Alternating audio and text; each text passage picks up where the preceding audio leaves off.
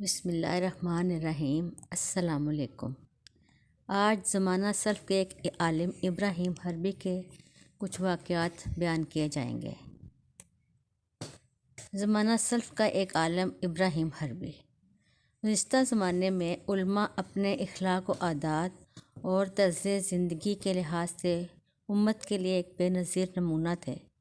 ان کا زہد و تقویٰ دیکھ کر غیر قوم کے لوگ بھی صدقِ دل سے ان کی عظمت اور برتری کے قائل ہو جاتے تھے، اور ان کا دل تسلیم کرنے لگتا تھا کہ یقیناً اسلام ایک سچا آسمانی مذہب ہے جس کی برابری کوئی دوسرا مذہب نہیں کر سکتا، کیونکہ اس کے واقف کار علماء میں جو خوبیاں پائی جاتی ہیں یہ کسی اور مذہب کے علماء میں نہیں پائی جاتی۔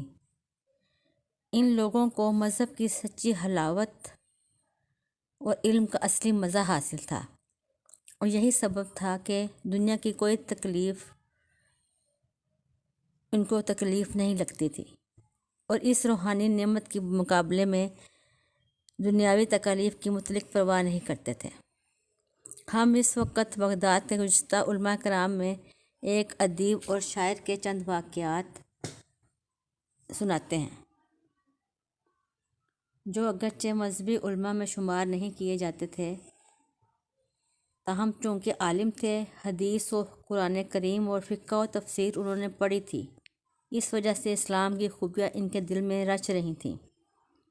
جس قدر اپنے علم و ادب کی بدولت وہ زندہ دل تھے، اسی قدر علوم دنیا کے باعث و متقی اور پرہیزگار تھے۔ ابراہیم حربی امام احمد بن جنبل رحمۃ اللہ کے شاگرد تھے، اور بغداد میں خلیفہ معتضد کے زمانے میں تھے، اور اس کے محل کے پاس ان کا مکان تھا، مگر ان کے استغنا کا یہ حال تھا کہ زندگی بھر کبھی معتضد کے دربار میں نہیں گئے، باوجود کہ وہ ہمیشہ خواہش مند رہا۔ ان کی علمی محبت کا یہ حال تھا کہ چھوٹی باتوں کی طرف متعلق ان کی توجہ نہ تھی۔ پاجامہ میلا ہے اور کرتا سفید ہے تو کچھ مذائقہ نہیں، جبہ اگر پھٹا ہے تو کچھ حرج نہیں، اسی کو پہنے ہوئے بغداد میں گھوم رہے ہیں۔ 30 برس تک انہوں نے رات دن میں صرف ایک روٹی کھا کر گزارا کیا۔ بے مثال استغنا اور خودداری۔ ایک مرتبہ ابراہیم حربی سخت بیمار ہوئے۔ ان کی بیوی اور بیٹی دن رات خدمت میں رہتیں، چونکہ کھانے پینے کو گھر میں کچھ نہ تھا، اس وجہ سے سخت تکلیف تھی۔ خلیفہ کے یہاں سے 1000 اشرفی کا توڑا آیا۔ بیٹی نے اصرار کیا کہ ہم اس وقت ضرورت مند ہیں، لے لینا چاہیے، لیکن انہوں نے انکار کیا۔ باپ بیٹی میں یہی بحث تھی کہ علامہ ابوالقاسم جیلی جو دن رات ان کے ساتھ بیٹھنے والے تھے آ گئے۔ ابراہیم نے کہا کہ ابوالقاسم دیکھو، میری بیٹی مجھ سے بحث کر رہی ہے، تم اچھے وقت پر آ گئے ہو، فیصلہ کرو۔ اس کے بعد بیٹی نے کہا، چچا جان دیکھیے یہ بیمار ہیں، والدہ اور میں دونوں ان کی خدمت میں مصروف ہیں، دوا حکیم تو درکنار، کھانے کو بھی کچھ نہیں، کبھی خشک ٹکڑے مل جاتے ہیں تو نمک نہیں ملتا، اس کے ساتھ ہم کھا لیں۔ فلاں پڑوسی نے اتنا سامان بھیجا تھا، انہوں نے واپس کر دیا۔ فلاں کے یہاں سے 2 اونٹ سامانوں کے لدے ہوئے آئے تھے، وہ واپس گئے۔ اب خلیفہ نے 1000 اشرفیاں بھیجی ہیں، وہ واپس کر رہے ہیں۔ ابراہیم نے ہنس کر کہا، بیان کر چکی ہو، سنو ابوالقاسم، زکوٰۃ اور خیرات کس کے لیے جائز ہے؟ فقیروں اور بے نماؤں کے لیے۔ کیا ہم فقیر ہیں؟ اس سے پوچھو کہ میرے اس صندوق میں 1200 جز میرے ہاتھ کے لکھے ہوئے مختلف علوم و فنون پر رکھے ہوئے ہیں، اگر آج ان کو میں بیچوں تو کم سے کم ان کی قیمت 12000 درہم ملے گی، پھر ہم کیوں کر اس زکوٰۃ کے مستحق ٹھہرتے ہیں؟ ان سے کہہ دو کہ غربت سے نہ ڈریں، جب میں مر جاؤں تو ان کو بیچ ڈالنا چاہیے۔ لڑکی یہ سن کر خاموش ہو گئی۔ آخر وہ اشرفیاں واپس کی گئیں۔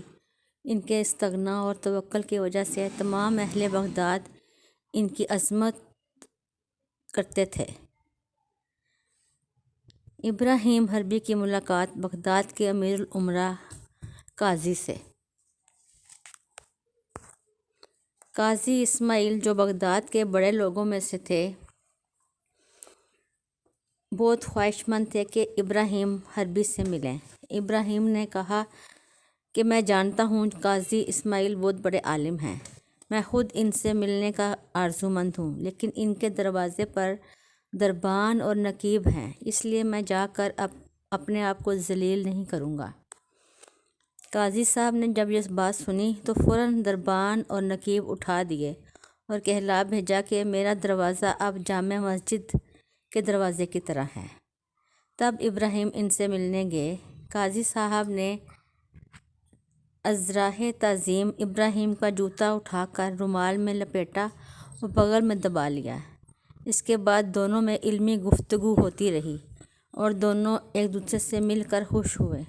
ابراہیم جب چلنے لگے تو جوتا تلاش کیا۔ قاضی صاحب نے رومال میں سے جوتا نکال کر سامنے رکھ دیا۔